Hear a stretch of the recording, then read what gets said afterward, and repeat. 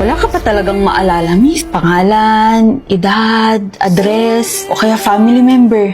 Anak, Diyos ko, ilang araw na kitang hinahanap. Anak ko ho siya. May dala po ba kayong pruweba? Oo, may dala po akong ID niya. Ito ho, birth certificate. Mayroon din ho. Ito, huwag ka na ulit aalis ha. Hindi maganda yung ginawa mo. O ito, mag-almusal ka muna. Paborito mong lugaw, tsaka nilagang itlog. Mamaya, kikwentuhan kita ng maraming bagay para maalala mo lahat. Excuse me, nangati-ata ako dun sa itlog. Pasensya ka na. May mga gamot dito. Sandali lang ha. Nanay ka pero hindi mo alam na may allergy sa itlog ng anak mo. Akala ko kasi yung kapatid mo yung may allergy sa itlog.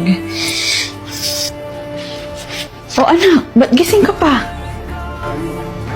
Naghahanap po ako ng picture or photo album.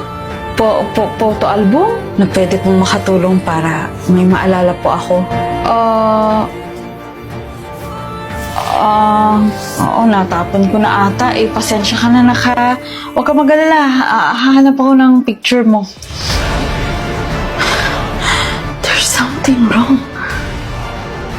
Walang photo album. Hindi niya alam na may allergy ako sa itlog. Vanessa, anak, halika na. Nakabili na ako ng ulam. Vanessa, ho? Sabi po ninyo ako si Lori. Lori pala. Pasensya ka na. Sige, halika na. Miss, mag-ingat ka sa mga kidnapper.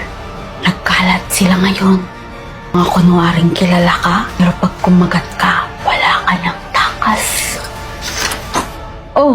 Saan ka pupunta?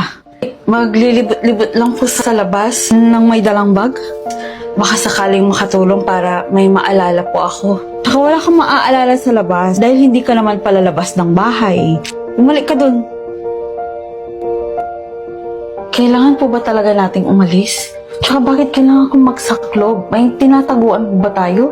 Sa Davao talaga tayo nakatira. Sige na, sandali lang ha. Bibili lang ako ng baon nating biskuit yan sa tabi-tabi.